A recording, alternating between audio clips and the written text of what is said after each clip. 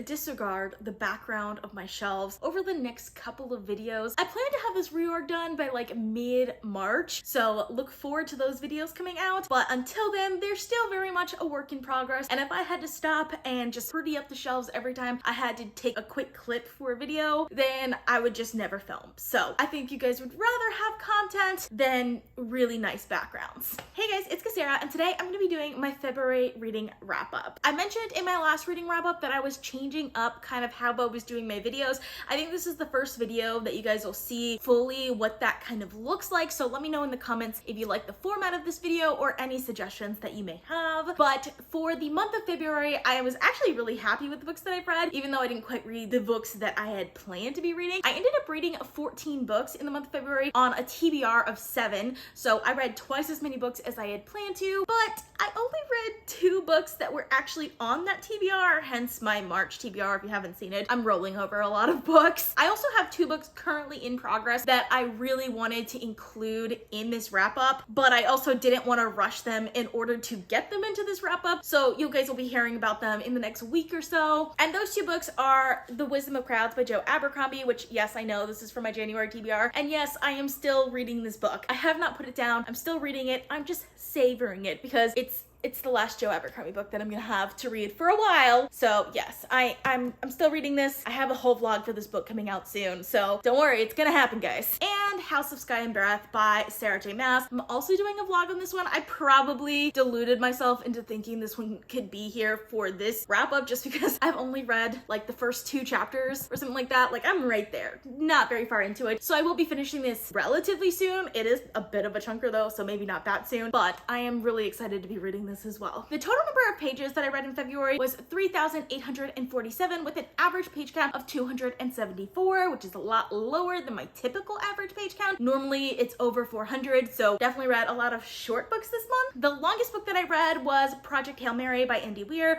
which was 476 pages, and the shortest book that I read, The 11th Metal by Brandon Sanderson, which was only 21 pages. I also had an average rating of 4.1 stars, which is pretty good, but still a little bit on the lower end for me. But overall, I still enjoyed the books that I've read. And like always, I'm gonna start with my lowest rated book and work my way up to my highest. Is it Andy Cleon or Andrew Cleon? I have no idea. Alexa, who wrote Show Your Work? Show Your Work, 10 Ways to Share Your Creativity and Get Discovered was written by Austin Cleon and published in 2014. Austin Cleon. Okay, my bad. I read the Steal Like an Artist trilogy by Austin Cleon, which includes Steal Like an Artist, Show Your Work, and Keep Going. I actually read them as audiobooks, but I've seen the physical books and I really like the physical books. They're like small and like cute, and I kind of want to get a copy of them. I think out of the 3 of these, the one that I like the most is definitely Show Your Work. And I think that might just be kind of a little bit like the YouTuber mindset, because I've seen like a lot of other YouTubers read this series and they tend to like Show Your Work the most, but I think that might just be the mindset because that's basically what YouTubers do. That is what YouTubing is. It's showing your work. So maybe other people might like the other ones more. The one that I liked probably the least was Steal Like an Artist. Even though I felt really motivated by it, the idea I felt like was something that I've known for a while, and like I understand like that concept that nothing is really original and that most artists draw their inspiration from their heroes or like their mentors. I didn't really get too much out of that one, though I do think it was a necessary book to be read. But like I said, I really like Show Your Work. I think it gives an idea that a lot of other books really don't talk about. And then of course we have Keep Going, which I found super helpful also. This one is definitely more motivational. I don't think it has as much content into what you actually should do, but I like the motivational aspect behind it. I didn't like the fact that it throws some shade at my girl Marie Kondo, but I get it. Like I get what he's saying there, so I'm okay with it. But overall, I did like this trilogy. I ended up giving Steal Like an Artist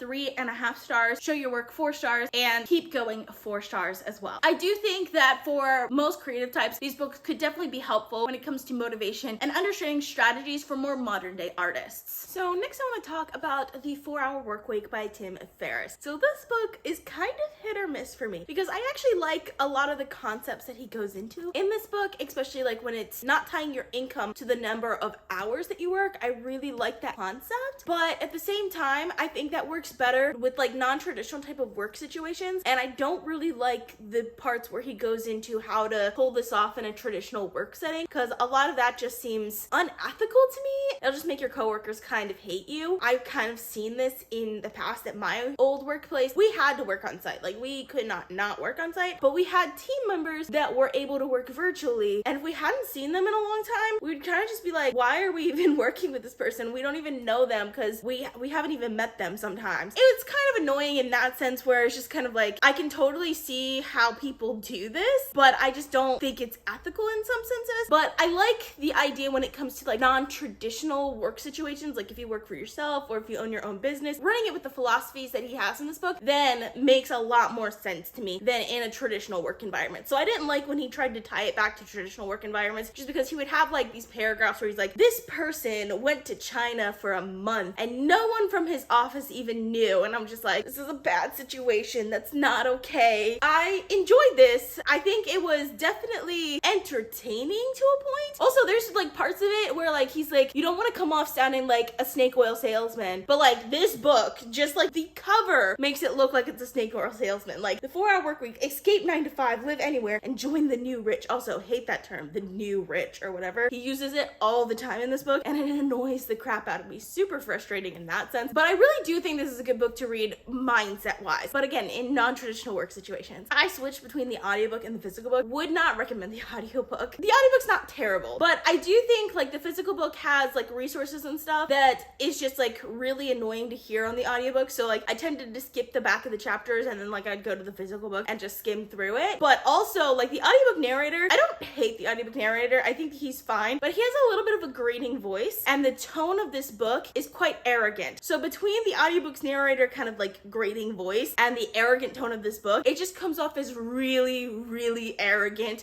I did not like the audiobook, but I did enjoy this book for entertainment purposes. And I actually do kind of like the mindset that he says in here. I just wouldn't apply this to a traditional work setting. I just really wouldn't. But overall, I did enjoy this, so I ended up giving it 4 stars. So the next book that I want to talk about is Cytonic by Brandon Sanderson. This is the 3rd book in the Skyward trilogy. And I have to say, I liked this book a lot more than Starsight, which was the 2nd book in the series. And I think part of it was because even though it follows kind of the same pattern as the 2nd book, where we're going to a completely different place and we're getting these new side characters and things like that, we still get like these interludes into some of the previous side characters. So there are 2 side characters in particular, one from the 1st book and one from the 2nd book, that Spensa, the main character of this book, does interact with, and I loved those sections of this book. Honestly, those interludes were probably what I loved most about this book. I did enjoy the first third of this book. I did really enjoy the first third of this book. I felt like we finally got the old Spensa back again, and I love that about it. I love having that Spensa and reading from her perspective, and the new like kind of world that we got, and that world building was really great, and I love that about it. But I feel like somewhere in the middle, I kind of lost sight of that. But then we get to the end, and the end is really good. I really like kind of the reveals and stuff that we have at the end, because the world building is great. The actual mysteries are really fantastic. I don't love the way the mysteries were revealed. There's just some things that annoy me. If you want to know more about that, then check out my reading vlog that I did on this. But I did absolutely enjoy this book. Such a great read, and definitely excited to read the next book in this series. I'm definitely going to be picking up the novella Evershore very soon, and hopefully the 4th book in the series will be coming out soon as well, because I have a feeling it's going to be fantastic. So this was definitely an enjoyable read, and I ended up giving it 4 stars. The next book I want to talk about is Evershore by Brandon Sanderson and Jancy Peterson. So this is the novella that takes place after Cytonic, which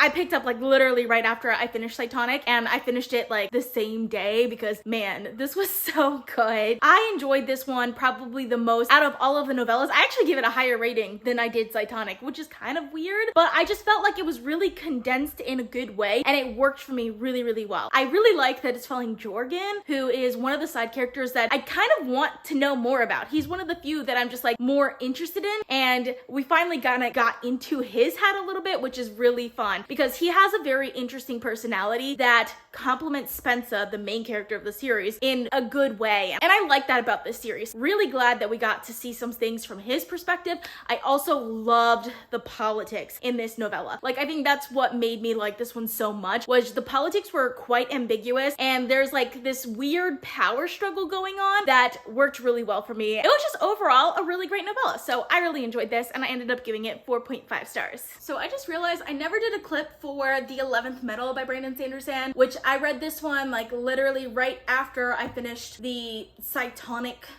series in my quest to read the second Mistborn trilogy. So I read this one and then Secret History and then the second Mistborn trilogy. I don't have that much to say about this. I liked it because it's Kelsier content, but it's super short and doesn't really add anything to the story. But it's Kelsier content, so I gave it 3.5 stars. So next I want to talk about Secret History, the Mistborn novella by Brandon Sanderson. So this book I really enjoyed a lot more than I was expecting to. Mind you, I don't think I could talk too much about this book just because it does have a lot of spoilers, not just for the book itself, but for the first era of Mistborn. Pretty much anything I say about this book will be spoiling those books. So instead of going too much into detail about my thoughts here, I did include a spoilery section at the beginning of my era 2 vlog just on this book. So go ahead and check that out if you guys want my full thoughts on this. But I really enjoyed this just because we did get to follow a character that I really loved in the first trilogy that I feel like we just didn't get enough of, and that's Kelsier. If you like Kelsier, highly recommend you read this novella. It was really great. It starts off really great too. It starts off really strong. So I like that aspect of it, and I ended up really enjoying this, so I gave it 4.25 stars. The Alloy of Law by Brandon Sanderson. This has to be the most predictable and underwhelming Brandon Sanderson book that I've read, which isn't to say that it is super predictable and underwhelming. There is a lot that goes on in this book. It's actually a pretty good book. I feel like it's just not up to his normal standard of books. What I liked about this book was the things I like about all Mistborn books, which is the magic or world building, but mostly the magic, and then the fight scenes. The fight scenes are done really well, but I haven't really been feeling the fight scenes as much as I have in the past, so that didn't really work well for me this time around. So I didn't love this quite as much as I really wanted to. I didn't expect to like this as much as other Mistborn books because I have picked it up in the past and not liked it. I really wanted to like it more, just having a different perspective now, but I just didn't. So I ended up giving this 3.5 stars. I don't think the fact that it's predictable is necessarily a bad thing. I do think that could be a good thing in different contexts, because sometimes I like it when books are predictable. I like to see where this book is going and just watch the train wreck happen, if you know what I mean. But that's not what this book was. It wasn't that. It was predictable kind of in a bad way, because I feel like it was trying not to be predictable, but still ended up being predictable, rather than the books that do this really well, where they basically tell you up front what's gonna happen, and then you're just along for the ride. Didn't love this as much as I wanted to. So next, of course, we have to talk about The Shadows of Self by Brandon Sanderson. I liked this one a lot more than The Alloy of Law. This one I just found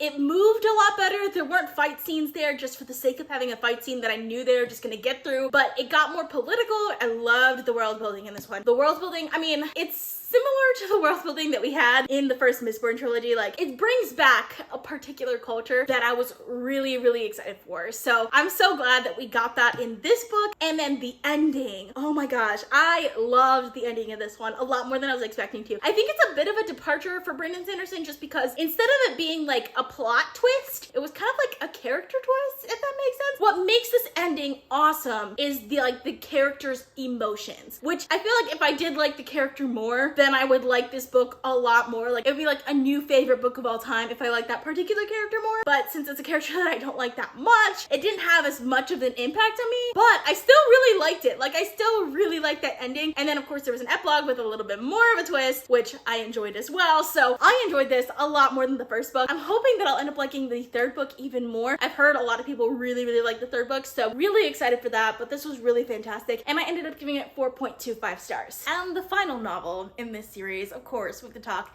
about The Bands of Mourning. Honestly, I wanted to like this more than The Shadows of Self because I just wanted to keep building on that momentum, and I don't think that I did. I think I liked it around the same, which it makes it sound like I didn't like it as much just because I was so excited that I liked The Shadows of Self so much, but I wanted to like this so much more than that, and it didn't quite live up to that for me. I will say I liked that Steris, she's one of my favorite characters. She plays a much bigger role in this book than she has in some of the past books, and there are a couple of other characters too that play bigger roles that I really like that they do, and I like that aspect of it. I like the plot of the story, I liked the ending, but it was just I just liked it. It was good. It was a solid book that I enjoyed, and I gave it 4.25 stars. But it wasn't a new favorite book of all time, you know what I mean? I was just hoping, because I've heard such good things about this book in particular, that I was just hoping for so much more, and it was just good. It was a good solid book. So I enjoyed this quite a lot, but it wasn't quite the the fantastic finale that I was really hoping for.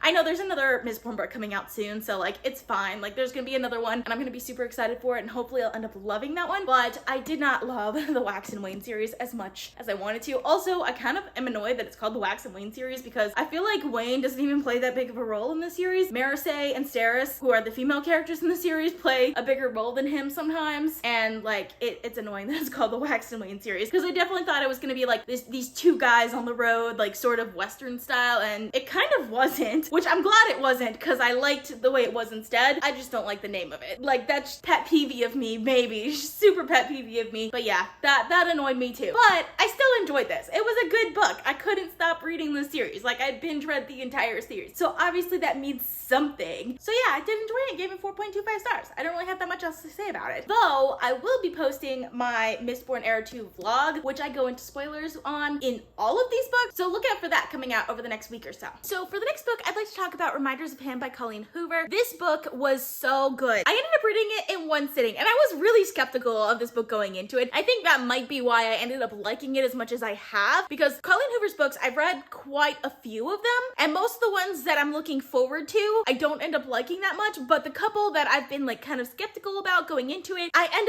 up really, really liking. My favorite by her is It Ends With Us, but this one is a very, very close second to that. I absolutely love this. It was so tragic. It's following a woman named Kenna who went to jail for 5 years after fleeing the scene of a drunk driving incident in which her boyfriend, Scotty, died, and she is convicted of involuntary manslaughter. While she's in jail, she finds out that she's pregnant, and her daughter is taken by Scotty's parents, and her parental rights are removed because of that. So we're following her story 5 years later when she just wants to be part of her daughter's life. I absolutely love this book so much. Mind you, this is a romance novel, and I haven't even got to the romance part of this yet. There are definitely trigger warnings in here for drunk driving, car accidents, death of a loved one, getting a child taken away from you, postpartum depression, suicide, like pretty much everything that you could possibly imagine. Even child neglect. There are trigger warnings for child neglect in here. So if you have any trigger warning, just be careful before picking up this book, because I don't cry when I read books. I really don't. But I was bawling my eyes out for at least half of this book because of just the internal turmoil that happens in here. I absolutely love the way Colleen Hoover writes her characters. She just has so many specific details that these characters really kind of come to life, and you feel like you know these characters. So then when things happen to them, it's like they're happening to your friends. Because of that, it just had me bawling my eyes out the entire time. Also, I think the conflict was done very, very well in this book because it's very much a two-sided conflict, because you can completely understand both perspectives of what's happening on either side of the conflict. Because on one side, you have Kenna, who has never met her daughter. She carried this life inside of her for 9 months, and she spent the last 5 years thinking about what she's going to do when she finally gets the chance to meet her daughter. But then you also have Scotty's parents, who don't really know Kenna very much. They don't have a very high opinion of her based off of what they knew of her before, and also how she acted after the accident. Not only getting them into the accident, but how she supposedly fled the scene. Obviously, there's more story to that, but I don't want to get into it because spoilers, of course. So for them, the best thing for their granddaughter is to keep this woman who they consider to be their son's murderer out of her life. So it's very much this two-sided conflict where you don't really know like who's in the right here, who should be a part of this girl's life. I absolutely love that aspect of it. I love it when conflicts are not one-sided or not viewed as one-sided. I think I always like seeing the other person's perspective and understanding the other person's perspective, especially when there's not a clear answer. And there's definitely not a clear answer as to what's the right thing to do in this book, and I absolutely love that about it. But mind you, this is a romance, so of course there's going to be a romantic interest. In this case, that's Ledger. So Ledger is a bar owner who was best friends with Scotty, and he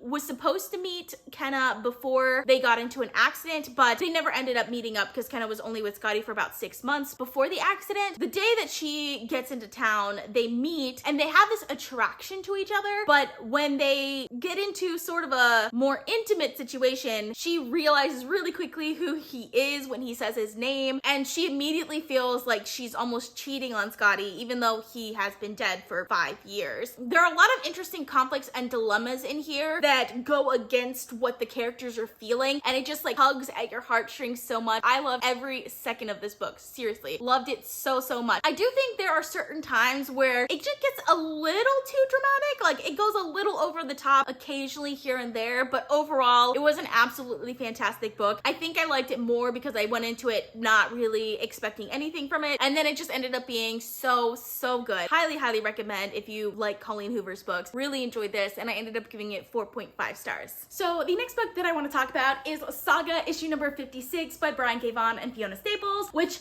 I made a little boo-boo in my March TBR where I said I wanted to read 56 in March when I really meant 57 because I was going to read 56 in February, because of course I was, because I'm going to read it as soon as it came out. I enjoyed this so much. One thing I will say is like these are just way too short. I love every second of them and I just want to like binge read them, so I kind of regret reading them right away just because I just want the next one. And this one falls on a little bit of a cliffhanger at the end, which is not as devastating as the original cliffhanger. You guys know what I'm talking about, but still kind of devastating because I just want the next one right away. That's kind of where I am with this series. I can't really say any more about it because like it's 56 issues into a series. If you haven't picked up Saga yet, you most definitely should pick up the series because it is awesome. I'm thinking about doing a reread of the original series, like the first, what was it, like 9 volumes? I think it's 9 volumes. I have it in book form and I originally read them like as ebooks, and then I have like the physical books of them now because they're just that good. I had to get physical copies of them. So yeah, I'm kind of excited. Like I'm kind of like low-key excited for that. So let me know in the comments if you guys want to see like a vlog of that. I don't know if that would be interesting to you guys, but let me know in the comments. Love the series so much. Ended up giving this one 4.5 stars just because I'm still waiting on just some sort of clarity on what actually happened on that one cliffhanger. You guys know what I'm talking about. But yes, love this so much. And finally, we have my favorite book that I read this month, and that is Project Hail Mary by Andy Weir. I'm giving this one 5 stars right off the bat. There is not a single second of this book that I didn't like. I loved every second of this book, and I know I say that a lot, but I really feel it with this one. I read this book in one day, and I got the audiobook. I literally like stopped doing stuff just so that I can sit and listen to this book because I didn't have a physical copy of it. I will be getting a physical copy of it soon, but it is an ultimate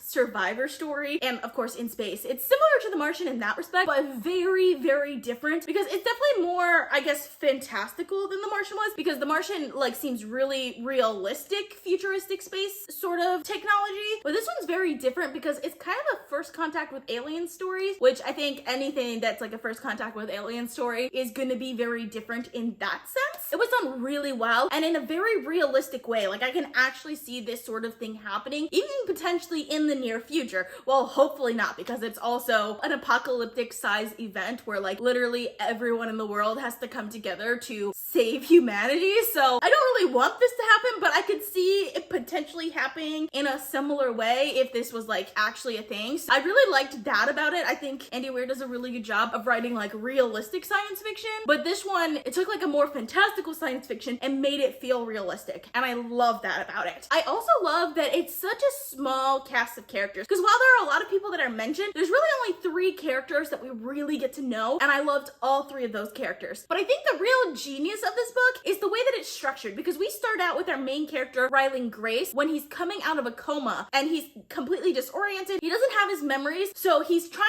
to troubleshoot in his head like what's going on, while at the same time he's slowly gaining some memories. So we kind of find out what happened and how he ended up where he is as he's finding out about it. So I think that just works really well because we get hints and clues along the way of what's gonna happen, but we don't really get to the reveal until like close to the end, and it's just like, wow, I did not expect that, but I loved it so much. It's a great almost mystery novel while at the same time being a survivalist sci-fi, and the characters are all great. They're all somewhat morally ambiguous, not completely, but a little bit. Just the world building in this is so great. There is another culture that we get to meet. Like I said, it's a first contact with alien story. Another culture / worlds that we kind of get to meet that are really cool. I love the world building in this novel, so really everything about this novel was really great. Loved every second of it, and of course I ended up giving it 5 stars. So that's all I have for you guys. I hope you guys enjoyed watching. I post videos on Tuesdays and Saturdays, so consider subscribing. If you made it all the way to the end of this video, then you should just go ahead and hit that like button because you made it all the way to the end. I know this was a long video.